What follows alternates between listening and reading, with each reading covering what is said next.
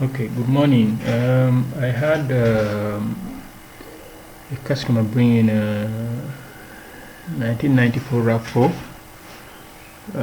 with a 3SFE engine. That's a 2-liter engine from the 90s, from Toyota in the 90s. The complaint was that the vehicle stalls intermittently. The engine stalls when warm, never when it is cold or at high RPM. So the problem always happens at low speed, usually when slowing down. As I mentioned earlier, it never happens once the engine speed is above normal idle speed. It only happens when you have your foot off the gas pedal and the engine stalls just as if the ignition switch has been turned off. I experienced that twice when I tested off the car. Then sometimes the customer said the engine refuses to start after driving. That is when it warms up and then parking for several minutes. In other words, after experiencing a heat soak. Once that happens, you crank it with a light throttle, usually it will start. Otherwise, the car runs very well with absolutely no engine misfiring prior to or during the stall. The car had been to multiple garages and had various parts changed, various things replaced, especially the customer said the throttle, an entire throttle assembly had been replaced on the vehicle, according to one of the previous garages, with no joy. So the customer, after being frustrated for a while, was thinking of selling the vehicle and wanted to get closure on what really is wrong, because they liked their vehicle and they preferred to keep it if they could find and fix what really was wrong with it. And remember, this problem is intermittent. You could drive it a few days without it popping up, and then in one day it could happen 4 or 5 times, just like that. So I did not experience that refusal to start myself, but based on this information, I thought about the major inputs the engine computer is looking at when deciding how to fuel the engine. Of course, it will look at the load on the engine temperature, and the air-fuel mixture in the exhaust pipe. Rather in the engine, but it uses the oxygen sensor in the exhaust pipe to look at that. Now, this is a 1995 vehicle, so it had OBD1, which my scan tool did not have a problem connecting with. There were no fault codes, but when I set out to look for data, some parameters were plausible, some were not, so I found the data unreliable. So I decided to gather my own data. So I found it had good fuel pressure at idle, and under acceleration I would have loved to see it going up to 45, 48, maybe 50. I didn't see that. It went up as high as 42 or 44, which I felt wasn't bad enough, at least to cause a stall. I looked at the ignition spark. This vehicle has a distributor, which means it has a single coil. So that single coil was giving good spark across all the 4 cylinders. So I even checked for compression relative compression across all 4 cylinders, and even verified that the timing was the ignition timing was intact. Then I went after cylinder compression. Of course, having looked at the relative compression on the oscilloscope, I just needed to put a figure to the, I knew the compression was good, at least comparing between cylinders, it was even, but I needed to put absolute numbers to the compression pressure. The cylinders, and they all average around 140 psi, which I felt was acceptable for this age and design of engine. Then I had a look at the oxygen sensor activity once the engine had warmed up.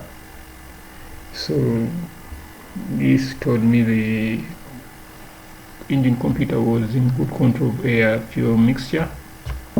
And then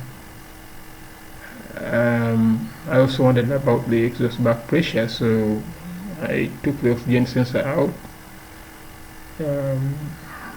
put my gauge in, and verified that it crept up only up to 4 psi with very high RPM. So that told me the exhaust pipe is not blocked.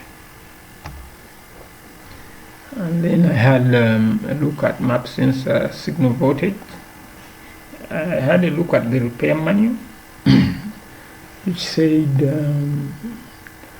at idle it should be, should be between 1.2 to 1.4, so 1.345 volts seemed very good. That's when the engine was warm.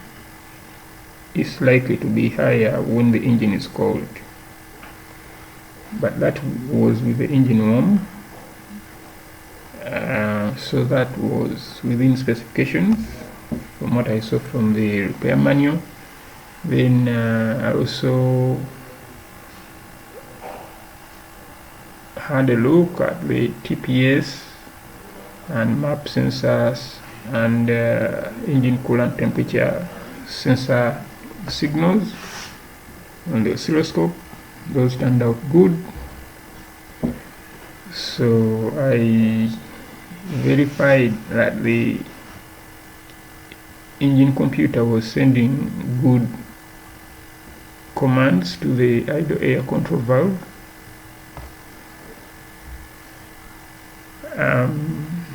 You can see that clearly with the yellow marker that the engine control module did this. If you look at the previous slide, that is at idle without any loads and without touching the throttle. That is as soon as you hit the throttle a little bit,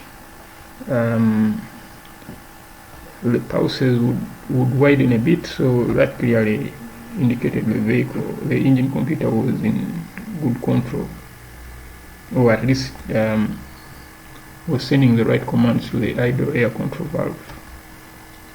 I even looked at the current through the idle air control valve. It is being pulsed, as you can see in the highlighted area, and the current reduces a little bit when you touch the throttle. So that told me electrically the valve, the idle air control valve, was working correctly. So I didn't know anything else I could look at this point, because everything I had thought of had checked out. The only other possibilities I could think about were an engine computer that lost control of injector pulse, and imagine that happening only when the engine was at low speeds, and not at any other time. So I thought that was quite unlikely. Possible, but quite unlikely. So the only other thing I could really think of was a tired or sticking idle air control valve. Now remember, from the customer's report or briefing at the beginning, the entire throttle valve assembly had been replaced with a used one apparently, but that's the report I got.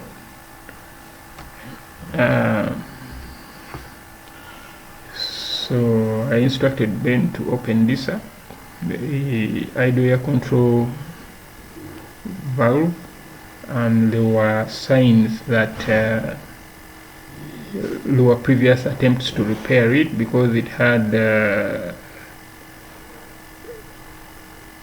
had stuff all over it, as you can see. They made an attempt to reseal it, so it's obvious somebody had been playing with this before. I'm not sure this whole assembly was replaced earlier. So at this point I advise the customer to replace at least to replace the idle air control valve with the new one, because I believe whereas the existing one is working, it sticks, especially when warm and at idle or just off idle. So that was my diagnosis. It was interesting, but the lessons to take away from this, for me at least, not everyone that claims to have changed the part actually did. This was very obvious when we took the IACV off and inspected it, and the steps I took in this diagnosis may appear like overkill based on the information that I already had regarding the previous repairs, but these steps were necessary to put the customer's mind at ease that there was nothing else wrong with the car, because this customer was thinking about selling this car. And also, this is the kind of thorough, comprehensive investigation that you are going to pay for when you come to talk to my car. I can't emphasize that enough. If you're interested in our services, please call us or reach us or WhatsApp or text message, SMS, and the number on the screen. Thank you very much.